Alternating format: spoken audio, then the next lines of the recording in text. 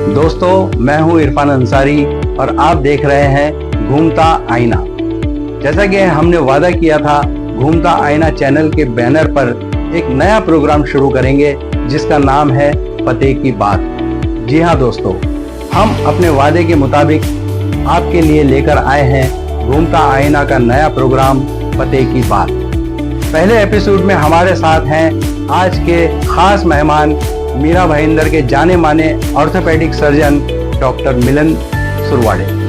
आपको बता दें, डॉक्टर मिलिंद सुरवाड़े अपने फील्ड के जाने माने डॉक्टर हैं और उन्होंने पूरे शहर में अपने काबिलियत के दम पर एक अहम मुकाम हासिल किया है। तो लीजिए, महत्वपूर्ण जानकारी मुहैया कराने के लिए घूमता आईना के चीफ एडिटर इंग्लिश खान के साथ हमारे पहले मेहमान डॉक्टर मिलिंद सुरवाड़े। जय हिंद दोस्तों, घूमता आईना में आप सबका स्वागत है। मैं हूं इंग्लिश खान और आज मैं वो प्रोग्राम आपके लिए लाया हूं जिसका हमने आपसे वादा किया था। दोस्तों, हमने न्यूज़ तो बहुत सारी कवरेज की हैं, उसके अलावा और भी कई तरह के प्रोग्राम पेश किए, लेकिन मैं चाहता था कि कुछ ऐसा अनोखा प्रोग्राम पेश करूं जो आपकी नॉलेज में बढ़ावा कर सके। जैसा कि हमने आपको बताया था कि आपकी नॉलेज, आपकी जानकारी में इजाफा करने के लिए हमें अपना एक नया प्रोग्राम ला रहे हैं जिसका नाम है पते की बात। तो दोस्तों, आज हम पते की बात नाम के प्रोग्राम का पहला एपिसोड आपके सामने पेश कर रहे हैं और आज के हमारे ख़ास मेहमान हैं मीरा भाईंदर के जाने माने orthopaedic surgeon doctor Milind Surwade. Doctor साहब, आपका हमारे चैनल में स्वागत है। दोस्तों, डॉक्टर साहब से हमने रिक्वेस्ट की थी कि आप अपने कीमती वक्त में से थोड़ा वक्त निकाल कर हमारे स्टूडियो में आएँ। उन्होंने हमारी इस रिक्वेस्ट को माना। वो हमारे स्टूडियो में आज आपके सामने मौजूद हैं।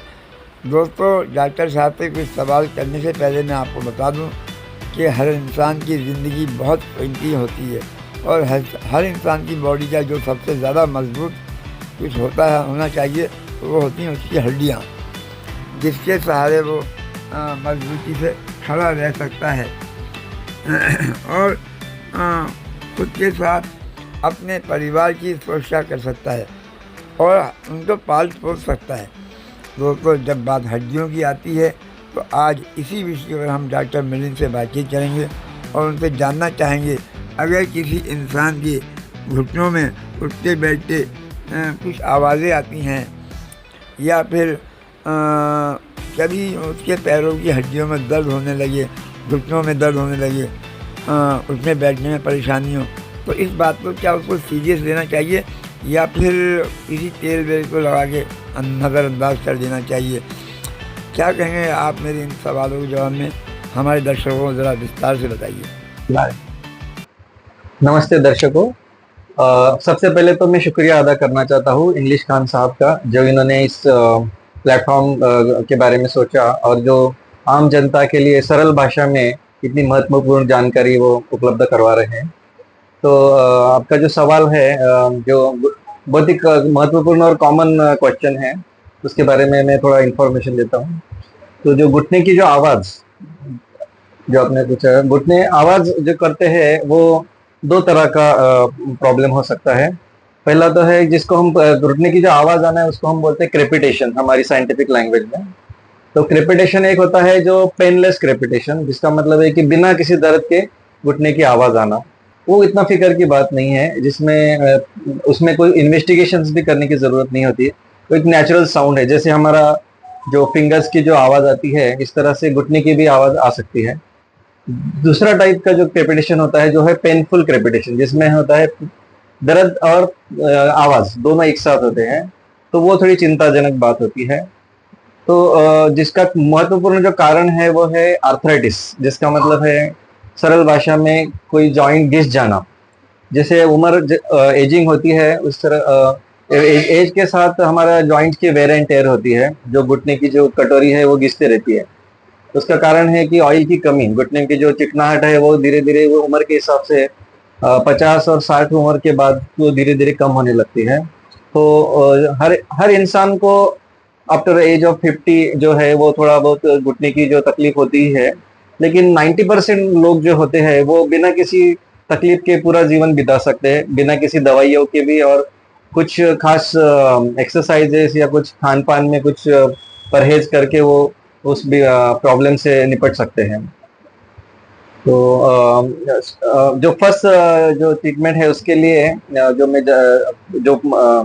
महत्वपूर्ण जो इंफॉर्मेशन है वो है कि वेट लॉस। वेट इज सबसे, बिकॉज ये कोई बीमारी नहीं है, आर्थराइटिस ये कोई बीमारी नहीं है, ये जस्ट पार्ट ऑफ लाइफ है, एजिंग है। तो जिसमें घुटने की जो, जैसे हमारी स्किन जो है वो एज के हिसाब एज के साथ नरम पड़ती है, जो हमारे बाल जो है वो झड़ते हैं या सफेद होते हैं, वैसे ही हमारे घुटने भी बूढ़े होते हैं। तो उनको it is a natural process, उसमें कोई बीमारी नहीं है, लेकिन उनको सही सलामत रखना वो अपने हाथ में है। और 90% लोग जो है वो बिना किसी इंटरवेंशन के या कोई प्रोसीजर के उसको मैनेज कर सकते हैं। तो सबसे पहली जो इम्पोर्टेंट जो चीज है वो है वेट, बिकॉज ये वेट जब आता है घुटनों पे, जैसे अगर किसी का वेट है 50 किलो और सेम किसी का वेट है 80 या 100 किलो, तो उसका जो लोड है घुटने पे जो डिस्ट्रीब्यूट होता है 50-50%, उसकी वजह से घुटने जो है वो डैमेज होते रहते हैं। बट वो यंग एज में इतना पता नहीं चलता है, आफ्टर एज ऑफ 60, 50-60 जो है उतना उसका जो सिम्टम्स दिखने लगते हैं। इसीलिए हमको वेट कंट्रोल रखना ये सबसे इम्पोर्टेंट चीज है इस प्रॉब्लम, घुटनों की प्रॉब्लम के लिए। तो बहुत सारे पेशेंट हमको सवाल पूछते हैं कि सर वेट कैसे कंट्रोल करें, वेट कैसे लॉस करें, और एंड सबसे वो कठिन प्रॉब्लम है सबके लिए कि वेट लूज करना। बट मैं बता दूं कि वेट लॉस करना ये इतना कुछ कठिन नहीं है, उसमें सबसे जो इम्पोर्टेंट चीज है वो है डाइट। जिस डाइट में हमको 3-4 चीजों का रिडक्शन करना था, जैसे कि शक्कर, जो व्हाइट चीजें जो है, जैसे शक्कर, नमक, राइस और मैदा, ये जो 4 चीजें हैं वो अपनी वेट को बढ़ाती है। और बहुत सारे लोग इनडायरेक्टली उनको पता नहीं आता, जैसे चाय चाय दिन में 3 बार 4 बार पी लिया, वो शुगर अपने बॉडी में जा रहा है और वो वेट को बढ़ाती है। अगर उससे हम कट डाउन करें, राइस राइस का 1 वाटी राइस से भी हमारा वेट में कैलोरीज बहुत ज्यादा मिलते हैं। अगर उससे हम थोड़ा कंट्रोल में रखें या कट डाउन करें, या चाय में शक्कर ही यूज ना करें या ग्रीन टी यूज करें, तो उससे हमारा वेट में बहुत सारा रिडक्शन हो सकता है। दूसरी बात है एक्सरसाइज। एक्सरसाइज भी, लेकिन एक्सरसाइज एकदम जिम जाने की जरूरत नहीं है। जो सिंपल एक्सरसाइजेस है वही walking. Walking is very simple exercise, उसमें हमको दिन में 20 या 30 मिनट तक चलना उतना काफी है अपने जो घुटनों की या पूरी बॉडी की एक्सरसाइज के लिए। और तीसरा जो चीज है कुछ मेडिकेशन, जिसमें जो सिंपल विटामिन की जो दवाइयाँ होती है, जिसमें हमारी बोन तंदुरुस्त होती है, जिसमें विटामिन डी। तो विटामिन डी की जो कमी है वो आजकल ऑलमोस्ट एवरी पर्सन में दिखती है 40-50 एज के बाद। लेडीज में अक्सर ज्यादा होती है जेंट्स के कंपैरिजन में। विटामिन डी थ्री बोलते हैं, विटामिन डी डी डी का जो पूरा नाम है विटामिन D3 एक्चुअली, कोलेकैल्सिफेरॉल उसको बोलते हैं। तो विटामिन डी की जो कमी है वो बोन्स की कमजोरी बढ़ाती है। उसका कोई घरेलू इलाज या ऐसा क्या है, मतलब या यस, तो विटामिन डी का एक ही सोर्स होता है, वो है सनलाइट। और वो भी सनलाइट जो है सवेरे सवेरे 7 से 8 के बीच में जो हमको जो सनरेज मिलते हैं, उनकी जो वेवलेंथ होती है वो अपने स्किन में जो पड़ती है, तब हमारा विटामिन डी तैयार होता है। अच्छा, तो बहुत सारे लोगों को ये पॉसिबल नहीं होता है कि विटामिन सन बात ले सुबह 7-8-9 बज के। बहुत सारे लोग जो है वर्किंग लोग होते हैं, या इवन लेडीज जो घर हाउस वाइफ जो होती है। तो इसमें एक सिंपल जो चीज है कि विटामिन डी की जो टैबलेट है तो वो हफ्ते में एक बार 60,000 इंटरनेशनल यूनिट की टैबलेट है वो ले सकते हैं। 60,000 60,000 इंटरनेशनल यूनिट उसका डोज है। अच्छा, तो एक टैबलेट हफ्ते में एक बार लेना कोई बड़ी मुश्किल बात नहीं है। कॉस्ट 60,000 है या नो नो, इसका जो डोज है विटामिन डी का। अच्छा, कैप्सूल है, tablet form, capsule form, liquid, तीनों में आता है। और बच्चों को भी हम वो दे सकते हैं, बच्चों से लेके बूढ़े एज तक हम वो दे सकते हैं। इसका पहले टेस्ट करना जरूरी है, कोई खा सकता है? बराबर। सो ये विटामिन डी का ब्लड टेस्ट करना बहुत जरूरी है 50 के बाद, 50 उम्र के बाद। क्योंकि अगर विटामिन डी हमारा नॉर्मल लेवल 30 के ऊपर है तो वो नॉर्मल समझा जाता है। अगर 30 से कम है तो इसका मतलब है हमको विटामिन डी की कमी है। और खाने से जो फूड है उसमें से हमको विटामिन डी नहीं मिलता है, सिर्फ सनलाइट है एक ही सोर्स है। और एग्स में से थोड़ा विटामिन डी का सोर्स है।